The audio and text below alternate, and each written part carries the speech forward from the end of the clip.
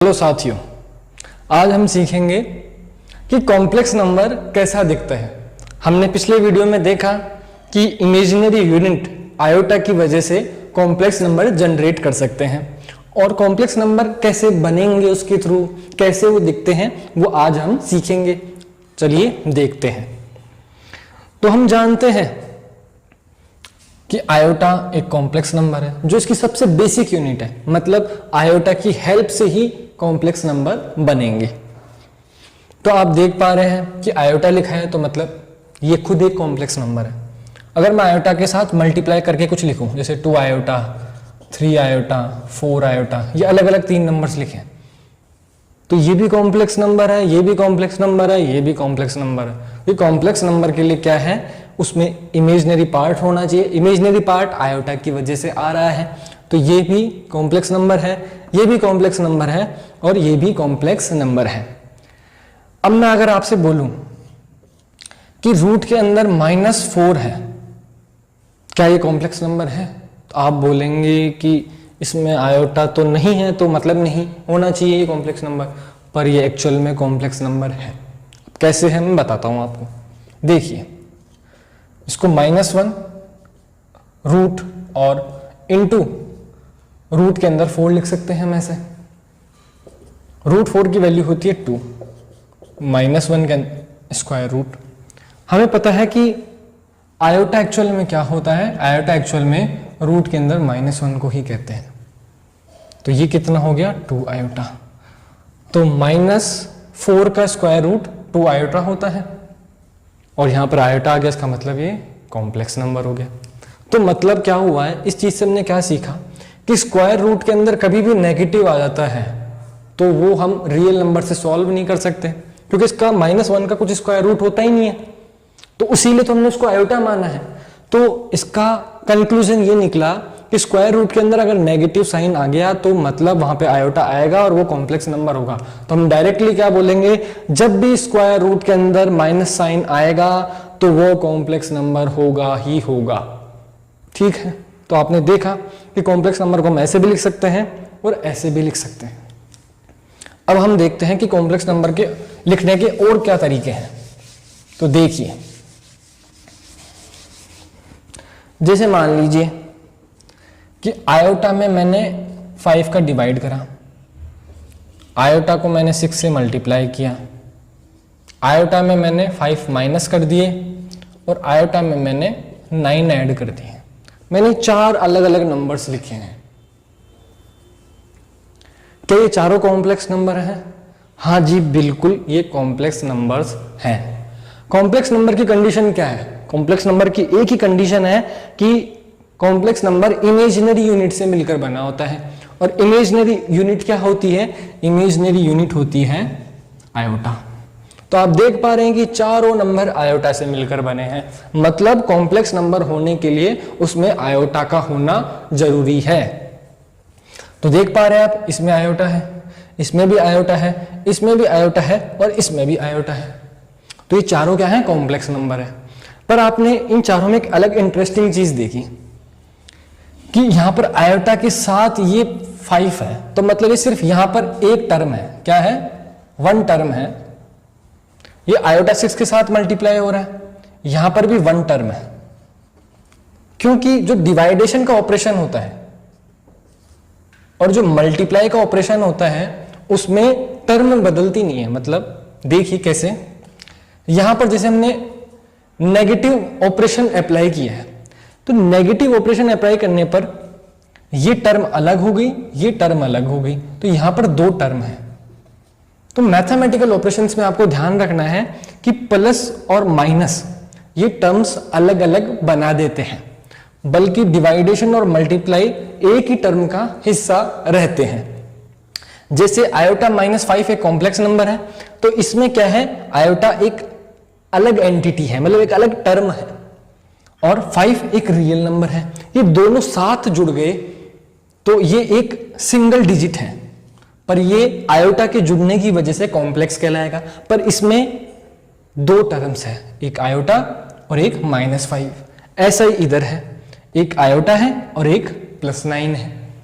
और ये टोटल मिलाकर एक सिंगल एंटिटी है जो कि एक कॉम्प्लेक्स नंबर है। तो यहां पर कितने हैं, 2 टर्म्स हैं और यहां पर 1 टर्म है।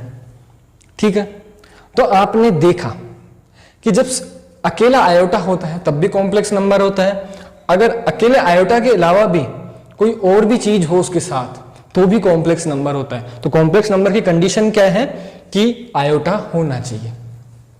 तो जिन कॉम्प्लेक्स नंबर में सिर्फ आयोटा होता है तो हम क्या बोलेंगे कि उन कॉम्प्लेक्स नंबर में सिर्फ क्या है, इमेजिनरी पार्ट है।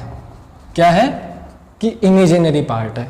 तो इस कॉम्प्लेक्स नंबर में सिर्फ इमेजिनरी पार्ट है, इस कॉम्प्लेक्स नंबर में भी सिर्फ इमेजिनरी पार्ट है, पर इन 2 कॉम्प्लेक्स नंबर में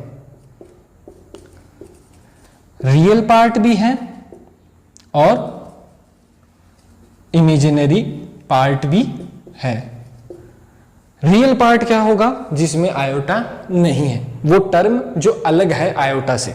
तो आपने देख पा रहे हैं कि -5 आयोटा से अलग टर्म है, तो ये रियल पार्ट है। तो इस पूरे कॉम्प्लेक्स नंबर का ये जो नंबर है ये तो होगा रियल पार्ट, और ये जो पार्ट होगा ये होगा इमेजिनरी पार्ट। सेम ऐसा ही इस पूरे कॉम्प्लेक्स नंबर में ये जो हिस्सा है ये तो होगा रियल पार्ट और ये जो होगा इमेजिनरी पार्ट। इमेजिनरी पार्ट मतलब आयोटा के साथ वाला पार्ट। तो अब मैं आपके सामने 2 कॉम्प्लेक्स नंबर लिखता हूं, तो आप बताइएगा कि उसमें कितने टर्म हैं और उसमें क्या रियल पार्ट और इमेजिनरी पार्ट दोनों हैं क्या। जैसे एग्जाम्पल नंबर 1 और एग्जाम्पल नंबर 2। एग्जाम्पल नंबर 1 क्या कहता है, जैसे मान लीजिए आयोटा अपॉन 10 + 5 और माइनस आयोटा -2/3। और एक और एग्जाम्पल ले लेते हैं, इधर लिख देता हूं मैं, एग्जाम्पल नंबर 3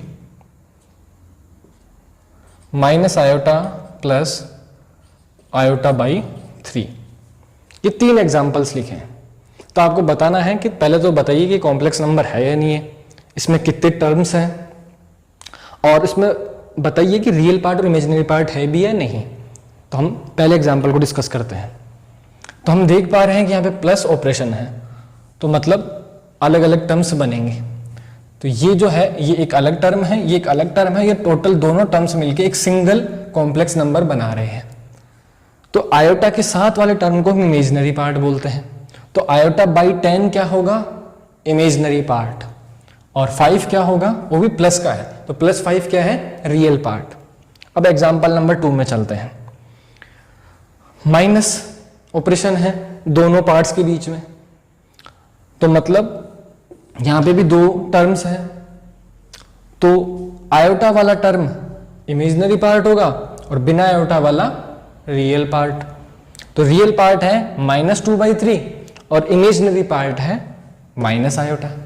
ठीक है, अब एग्जाम्पल नंबर 3 डिस्कस करते हैं। एग्जाम्पल नंबर 3 में आप देख रहे हैं कि प्लस ऑपरेशन है, 2 अलग अलग टर्म्स लिखी हुई है, पर आप देख पा रहे हैं कि दोनों टर्म्स में आयोटा है। तो इसका मतलब कि ये दोनों क्या है, इमेजिनरी पार्ट है, इसमें कोई भी रियल पार्ट नहीं है, क्योंकि रियल पार्ट क्या होता है, विदाउट आयोटा, आयोटा के बिना वाला जो पार्ट होगा वो रियल पार्ट कहलाएगा। तो मतलब ये दोनों इमेजिनरी पार्ट है।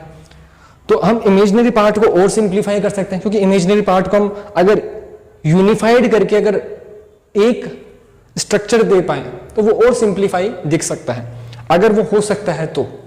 जैसा कि हम यहां पे देख पा रहे हैं, हम आयोटा कॉमन लेते हैं तो -1 + 1/3 बचता है। इसको थोड़ा और सिंप्लीफाई करने पर 3 LCM -3 + 1, तो ये आएगा -2/3 आयोटा। तो माइनस आयोटा प्लस आयोटा/3 को हम -2/3 आयोटा लिख सकते हैं, जो कि एक कॉम्प्लेक्स नंबर ही होगा, क्योंकि यहां पर आयोटा आ रहा है और यहां पर सिर्फ इमेजिनरी पार्ट होगा, रियल पार्ट नहीं होगा, क्योंकि रियल पार्ट विदाउट आयोटा वाला होता है। तो ये ऐसे कुछ कॉम्प्लेक्स नंबर्स दिखते हैं, और कॉम्प्लेक्स नंबर रियल पार्ट और इमेजिनरी पार्ट से मिलकर बने होते हैं। अब हम बात करेंगे कि ये जो कॉम्प्लेक्स नंबर होता है ये कई तरीके से दिखता है। पर इसका कोई स्टैंडर्ड फॉर्म तो डिसाइड कर रखा होगा। आपके मन में ऐसा क्वेश्चन आ रहा होगा कि ये तो सारे आपने बहुत सारे पार्ट्स तरीके बता दिए, ये इतने टाइप्स का होता है, इतने पार्ट्स होते हैं, इसमें ऐसी ऐसी बात होती है, पर इसका कोई स्टैंडर्ड तो होगा ना जिसे हम डिसाइड कर सके कि हाँ कि सिंप्लीफाइड फॉर्म में ऐसा तो वो दिखेगा ही दिखेगा हमें, कि हम उसको देख के समझ तो जाएं कि यही है कॉम्प्लेक्स नंबर। तो वो जो स्टैंडर्ड फॉर्म है कॉम्प्लेक्स नंबर का वो होता है a प्लस आयोटा b। मतलब एक्चुअल में कॉम्प्लेक्स नंबर दो चीजों से मिलकर बना होता है, दो टर्म से मिलकर बना होता है। एक तो होता है रियल पार्ट और एक होता है इमेजिनरी पार्ट। तो रियल पार्ट तो है a और इमेजिनरी पार्ट है आयोटा b, या फिर आप b भी कह सकते हैं। अब जैसे मान लीजिए मैंने यहाँ पे एक कॉम्प्लेक्स नंबर लिखा -2 + 3 आयोटा, और एक कॉम्प्लेक्स नंबर लिखा मैंने z = 1 - आयोटा। एक कॉम्प्लेक्स नंबर लिखा मैंने -2 - 9 आयोटा। और क्या कर सकते हैं हम, एक और कॉम्बिनेशन बनाते हैं -2 - 10 आयोटा। अच्छा, ये कॉम्बिनेशन हमने बना लिया है, माइनस माइनस का माइनस प्लस हो गया, प्लस माइनस हो गया। अच्छा, एक दोनों प्लस का कर लेते हैं, ये लीजिए, ये हमारे पास 4 तरीके के कॉम्प्लेक्स नंबर हमने लिख दिए। तो आप क्या देख पा रहे हैं, इसका जो रियल पार्ट है वो कितना है -2, और यहाँ का जो इमेजिनरी पार्ट है वो है +3 या 3 आयोटा, +3 आयोटा, मतलब पॉजिटिव है। इधर हम क्या बोल सकते हैं कि रियल पार्ट है 1 और इमेजिनरी पार्ट है माइनस आयोटा या फिर -1, मतलब आयोटा का कोफिशिएंट। तो आयोटा का कोफिशिएंट कितना है, यहाँ पे b क्या है, इमेजिनरी पार्ट शो करता है। तो आयोटा का कोफिशिएंट यहाँ पर कितना है, -1। यहाँ पर a कितना है, इससे कंपैरिजन करें तो a है -2, मतलब रियल पार्ट है -2, और b इमेजिनरी पार्ट वो है -9। यहाँ पर जो मैंने प्लस साइन करा उससे कंफ्यूज नहीं होना, ये तो क्या स्टैंडर्ड फॉर्म है। तो यहाँ पे तो ये प्लस है, अब b पॉजिटिव भी हो सकता है, नेगेटिव भी हो सकता है। पॉजिटिव होगा तो पॉजिटिव से मल्टीप्लाई होकर वो पॉजिटिव ही बना रहेगा, अगर b खुद ही नेगेटिव है तो इस प्लस से मल्टीप्लाई होकर नेगेटिव हो जाएगा। और a पॉजिटिव नेगेटिव दोनों हो सकता है, वैसे ही b भी पॉजिटिव नेगेटिव दोनों हो सकता है। तो आपको उसमें कोई डाउट नहीं करना है कि यहाँ पे हमने प्लस ही क्यों लिखा, हम z का universal form a - iota b क्यों नहीं लिख सकते। आप वो भी लिख सकते हैं, पर यहाँ पे कंडीशन, स्पेशल कंडीशन अप्लाई हो जाएगी कि पॉजिटिव होने के लिए b को नेगेटिव होना पड़ेगा, तभी यहाँ पे पॉजिटिव बन पाएगा ना। क्योंकि अगर यहाँ पे मैंने पहले से नेगेटिव कर दिया तो मैंने पहले से कंस्ट्रेंट कर दिया कि यहाँ पे पॉजिटिव बनाने के लिए b को नेगेटिव ही होना पड़ेगा, तब जाके वो यहाँ पे पॉजिटिव बन पाएगा। पर यहाँ पे प्लस में ऐसा कोई कंस्ट्रेंट नहीं बनता, अगर b पॉजिटिव होगा तो पॉजिटिव रहेगा और b नेगेटिव होगा तो ये नेगेटिव हो जाएगा। समझ पा रहे हैं आप। अब नेक्स्ट हमारा लास्ट एग्जांपल की बात करते हैं। इस कॉम्प्लेक्स नंबर में रियल पार्ट है 2 और इमेजिनरी पार्ट है 10 + 10। तो ऐसे हम कॉम्प्लेक्स नंबर में रियल पार्ट और इमेजिनरी पार्ट फाइंड आउट करते हैं। तो ऐसा आपके पास एक टाइप का क्वेश्चन आता है जिसे हम टाइप 1 कह देते हैं। तो इस टाइप का क्वेश्चन आ सकता है जिसमें वो आपको क्या बोलेगा, कॉम्प्लेक्स नंबर दे देगा और पूछेगा कि रियल पार्ट ऑफ z वो बताइए और इमेजिनरी पार्ट ऑफ z बताइए। तो रियल पार्ट ऑफ z यहां पर कितना है, -2, और इमेजिनरी पार्ट ऑफ z है -9। सिंपल। ऐसे ही इसी कॉन्सेप्ट पे एक और टाइप का क्वेश्चन बनता है, उसमें वो क्या बोलता है आपसे कि दो कॉम्प्लेक्स नंबर आपस में इक्वल है।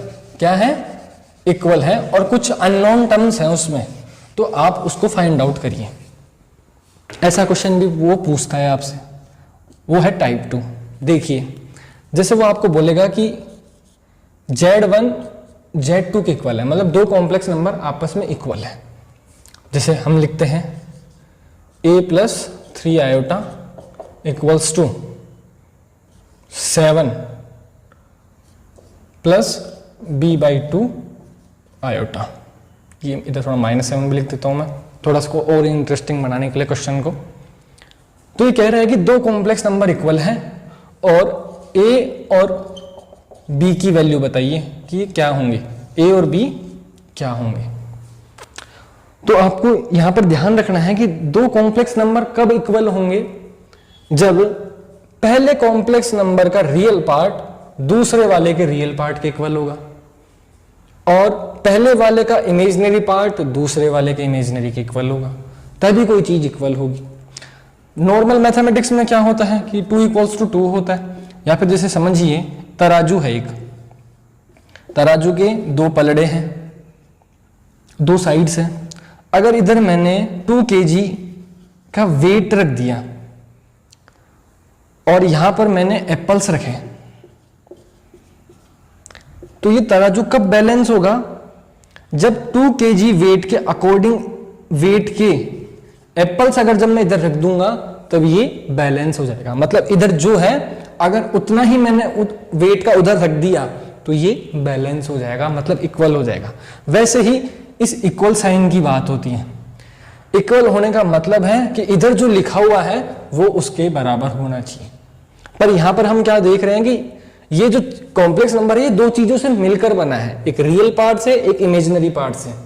तो यहां पर एक जो ट्रिकी पार्ट है इसको समझने का कि कॉम्प्लेक्स नंबर तब इक्वल होते हैं जब उनका रियल पार्ट आपस में इक्वल होता है और इमेजिनरी पार्ट आपस में इक्वल होता है। तो इनको इक्वल कब होंगे, ये इनको इक्वल करने के लिए real part of Z1 equal होगा रियल पार्ट ऑफ Z2 के।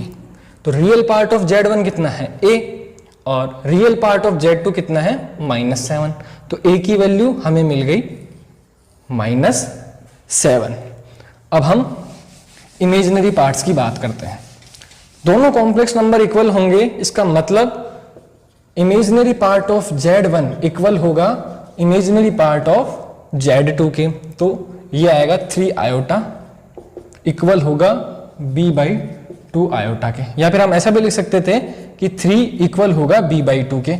मतलब इमेजिनरी पार्ट के आयोटा का कोफिशिएंट इस कॉम्प्लेक्स नंबर का इस कॉम्प्लेक्स नंबर के इमेजिनरी पार्ट के कोफिशिएंट के इक्वल होगा, क्योंकि यहाँ पे आयोटा से आयोटा वैसे भी कैंसिल होगा। तो सेम ये टर्म बन के आएगी 3 = b/2। तो b/2 की वैल्यू 3 आनी चाहिए, पर क्वेश्चन में हमसे क्या पूछा है कि b की वैल्यू बताइए। तो b की वैल्यू आएगी 6, क्योंकि ये 2 इधर जाके 3 से मल्टीप्लाई हो जाएगा। ये b है और ये 6 है, तो b की वैल्यू 6, a की वैल्यू -7। ये है टाइप 2 का क्वेश्चन, जिसमें वो आपसे ऐसे बोलेगा कि ये दो नंबर इक्वल हैं तो आप अननोन नंबर्स बताइए, या फिर वो बोल देगा आपको कि प्रूफ करिए कि दोनों नंबर इक्वल हैं। तो दोनों नंबर इक्वल करने के लिए आपको क्या प्रूफ करना होगा, आप बता देंगे कि ये रियल पार्ट इक्वल है, इमेजिनरी पार्ट इक्वल है, तो मतलब ये दोनों नंबर्स इक्वल होंगे। वो वाइस वर्सा भी चल सकता है, वो आपको ये अलग अलग लिख के दे देगा कि 2 + 3 आयोटा। जैसे मान लीजिए ये एक कॉम्प्लेक्स नंबर लिख के दिया उसने, ठीक है, और एक उसने ऐसे लिख के दिया 4 - 2 + 6 आयोटा -3 आयोटा। ये एक कॉम्प्लेक्स नंबर है, ये भी एक कॉम्प्लेक्स नंबर है। अब वो पूछेगा क्या ये दोनों बराबर हैं, तो आप कैसे चेक करेंगे, इसका रियल पार्ट इसके रियल पार्ट से मैच करके देखेंगे, इसका इमेजिनरी पार्ट इसके इमेजिनरी पार्ट से मैच करके देखेंगे। अभी थोड़ा बड़ा लग रहा है, थोड़ा सिंप्लीफाई हो सकता है। 4 - 2 2, 6 - 3 आयोटा + 3 आयोटा। इसका रियल पार्ट 2 है, इसका रियल पार्ट 2 है, इसका इमेजिनरी पार्ट 3 आयोटा है, इसका भी 3 आयोटा है। तो मतलब ये दोनों नंबर्स आपस में इक्वल है। वो ऐसे भी पूछ सकता है और वो पहले से बता देगा आपको कि ये दोनों नंबर इक्वल हैं और ये अननोन नंबर्स आप फाइंड आउट करिए। तो इस कॉन्सेप्ट पे बेसिस के आपकी बुक में जो भी क्वेश्चन है आप उनको सॉल्व करिए। कोई भी क्वेश्चन अगर आपको नहीं आता है तो आप हमें कमेंट्स में बताइए, हम या तो उसका वीडियो सॉल्यूशन आपको देंगे या फिर उसका रिटर्न सॉल्यूशन आपको कमेंट में प्रोवाइड कर दिया जाएगा। तो इसलिए हमारे वीडियोस को देखते रहिए, सीखते रहिए और सवाल करते रहिए।